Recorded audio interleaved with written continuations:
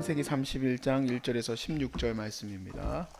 야곱이 라반의 아들들이 하는 말을 들은즉 야곱이 우리 아버지의 소유를 다 빼앗았고 우리 아버지의 소유로 말미암아 이 모든 재물을 모았다 하는지라.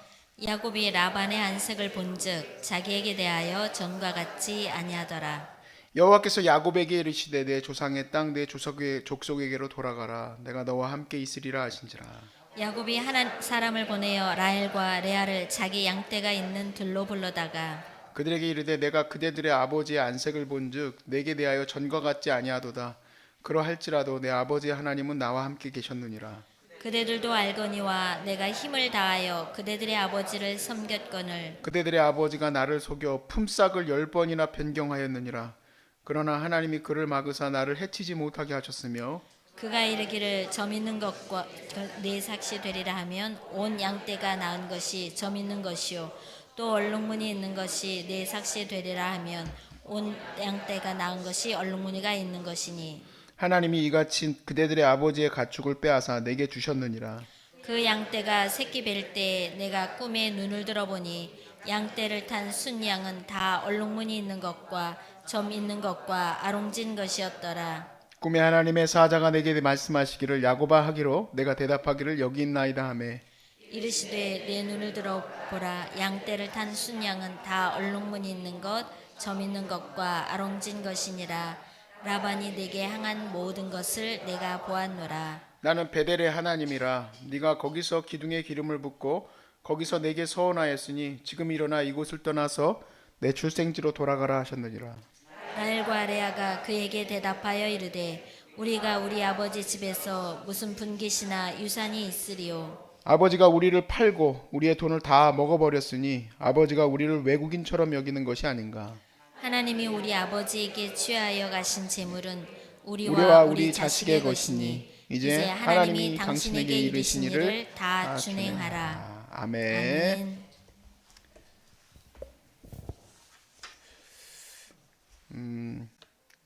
하나님 사역뿐만 아니라 삶이 그렇겠지만 특별히 하나님이 원하시는 이 일들을 하겠다 마음 먹고 할 때에는 제일 조금 저한테는 어려웠던 일 중에 하나가 뭐냐면 하나님의 때를 기다리는 거예요. 그러니까 내가 한다는 말이 좀 이상하긴 한데 예를 들어서 제가 이 센터를 건축을 하고 세워 나가야 되겠다. 그러면 이제 제가 제 힘으로 한다면 이제 제 돈을 들여서 혹은 뭐 은행 융자를 받아서 이렇게 지어 나가겠죠. 근데 그게 아니라 하나님이 지으시니까 하나님의 때를 기다리겠다라고 마음 안 먹어도 하나님의 때를 기다려야 돼요. 하나님이 채워주시는 때까지 기다려야 되고 또 하나님이 가게 하시는 곳까지만 가야 되는 거예요. 그러니까 이게 참 어렵더라고요. 하나님의 때를 기다리고 하나님이 가게 하시면 가고 멈추게 하시면 멈추고 이런 과정 정말 어려워요. 이 건물도 3년 동안 건축을 하게 되는 어려움이 있었어요. 근데 다 이유가 있었어요. 하나님의 그런 이유가 있지만 그런 이유들을 우리가 어찌 다 알겠습니까? 하나님의 그 뜻을. 그러니까 그 때를 기다리고 가야만 하는 것이 참 어려워요. 근데 기다리면 하나님께서 일을 하셔요. 그러니까 나는 둘 중에 하나예요. 애타가지고 안절부절 못하고 있을 거냐 아니면 하나님이 하실 줄로 믿고 즐겁게 살 거냐. 이게 어렵더라고요. 즐겁게 살기가 좀 어려워요. 그래서 자꾸 이제 믿음이 좋으신 분이 한 분 있어야 돼요. 저도 어머니한테 자꾸 투정을 부리죠. 이거 왜 이게 지금 하나님이 일을 안 하실까? 그러면 항상 대답은 똑같아요. 하나님이 하실 거니까 좀 기다려라. 그럼 이제 또 즐거운 마음으로 다시 가지만 또 금세 또 마음에 또 이제 또 드글드글 끓기 시작해요. 이거 이렇게 해야 되는데 막 그래가지고 뭐 저 혼자 무슨 뭐 변호사도 찾아가고 뭐하고 해도 정답은 하나님이 하실 때까지는 아무것도 안 되는 거예요. 하나님 때를 기다려야 돼. 야곱이 이제 14년이 지난 시점 그때 라반이 한 번 더 잡았어요. 근데 그 라반이 잡았을 때 내가 너한테 품삯을 줄 테니까 네가 더 일해라 그랬던 겁니다. 근데 그때 오늘 이 본문에 보니까 하나님이 꿈을 꾸게 하신 거예요. 그리고 그 꿈에서 네가 앞으로 양을 받게 되고 염소를 받게 될 것이 아롱진 것, 또 그리고 점 있는 것 이것이 네 것이니라 라고 알려줬어요. 그러니까 하나님은 어차피 챙겨주실 건데 지가 나름대로 미신적으로 뭔지는 모르겠지만 막 얼룩덜룩하게 그냥 양들에게 갖다 놓은 건 지가 한 거야. 근데 하나님이 말씀을 해주셨어. 아롱 증거 점박이 같은 거는 네 것이다. 그래서 이제 라반에게 그렇게 얘기했음을 지금 라헬과 또 레아에게 그걸 설명한 거예요. 하나님이 그렇게 약속을 해주셨어요. 그래서 챙겨주시겠다고 약속한 거예요. 사실 이게 큰 믿음이죠. 큰 믿음이에요.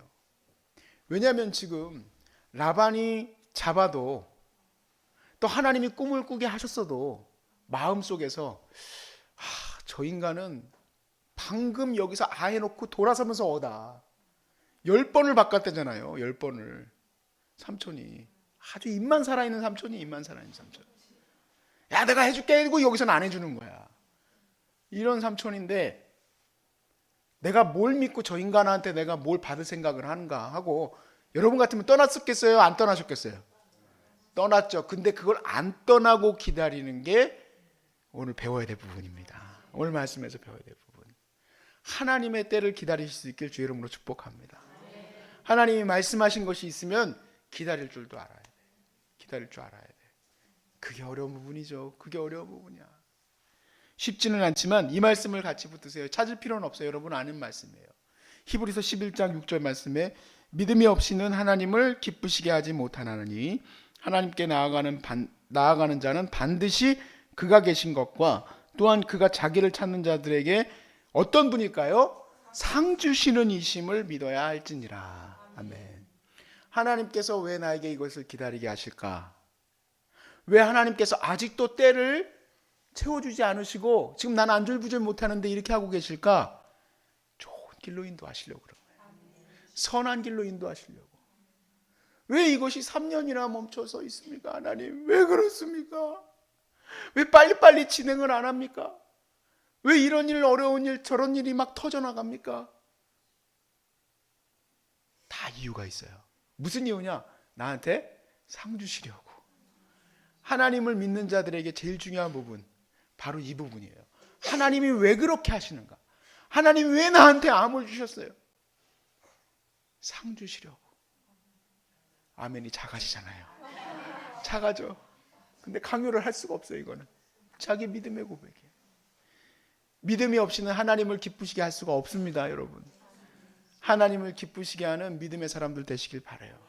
믿음의 사람들 되시길 바라요. 야곱이 자신의 아내들에게 이제 불렀습니다. 들에 가서 이제 말하는 이유는 아무래도 이제 듣는 귀가 있으니까 라헬과 레아를 들로 다 나오게 했어요. 그래서 이제 거기서 이제 조용조용 얘기를 합니다. 자, 그 얘기는 뭐냐면 이제 다른 길로 떠나야 되겠다는 겁니다. 자, 우리 가족들이 이제 다 같이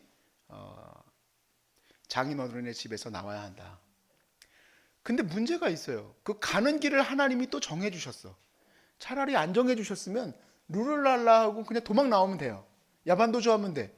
근데 그 가는 길이 어디냐면 다시 태어났던 곳으로 돌아가라는 거예요.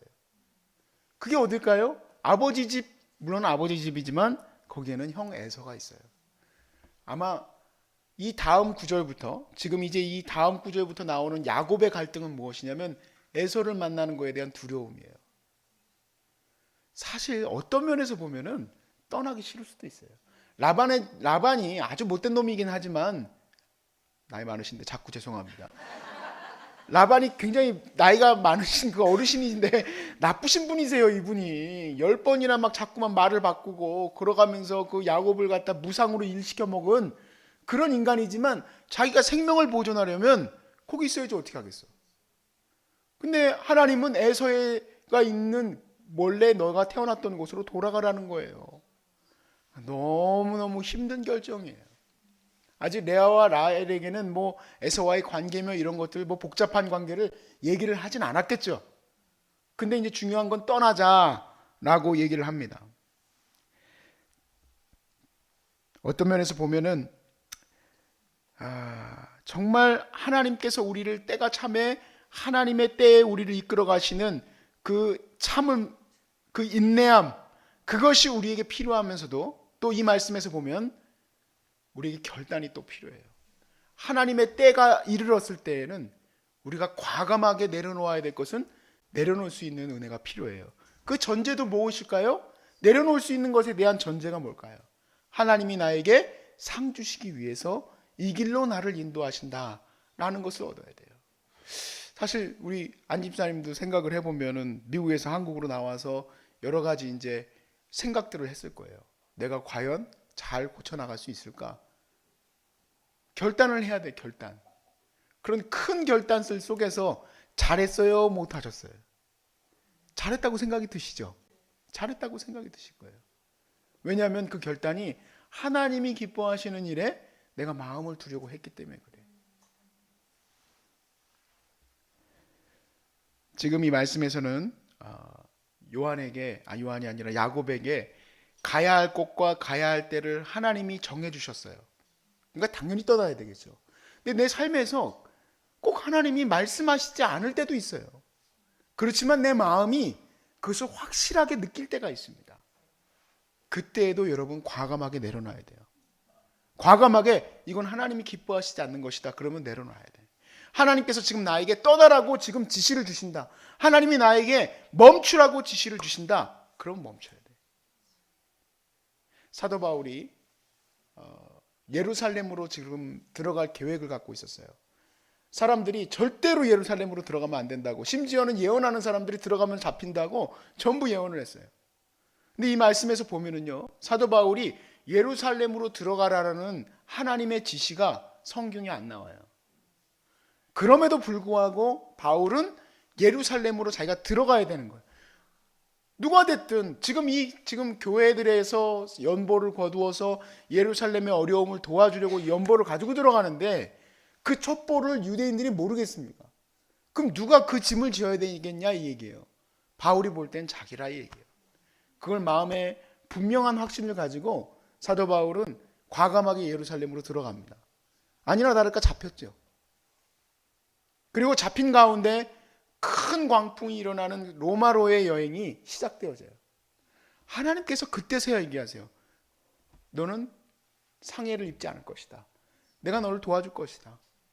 그리고 사도 바울이 지금 올라가고 있는 이 로마의 길에서 그가 갇히게 될 것과 그가 어려움을 당하게 될 것을 하나님이 그때서야 알려주세요. 그러나 걱정하지 마라. 네가 올라가서 많은 사람들에게 예수가 주 되심을 증언해야 될 것임을 알려줬다 이 얘기예요. 우리는 그래서 지금 이 말씀을 통해서 제가 말씀드리고 싶은 거는 하나님이 상 주신다는 것은 내가 막 내 인생의 유익과 막 풍요로움 이것을 얻기 위한 것이 아님을 또한 아셔야 될 줄로 믿습니다. 그 선함과 그 상 주심은 바로 내 인생이 영적으로 충만해짐을 말하는 거예요. 하나님의 선한 뜻을 향해서 가게 되는 것을 말하는 거예요. 하나님의 선한 뜻을 향해서 사도 바울이 온전하게 그렇게 가게 됐을 때 그곳에서 바로 무엇이 나옵니까? 우리가 이 후손들이 읽게 되는 옥중서신이 거기서 나오는 거예요. 옥중서신이.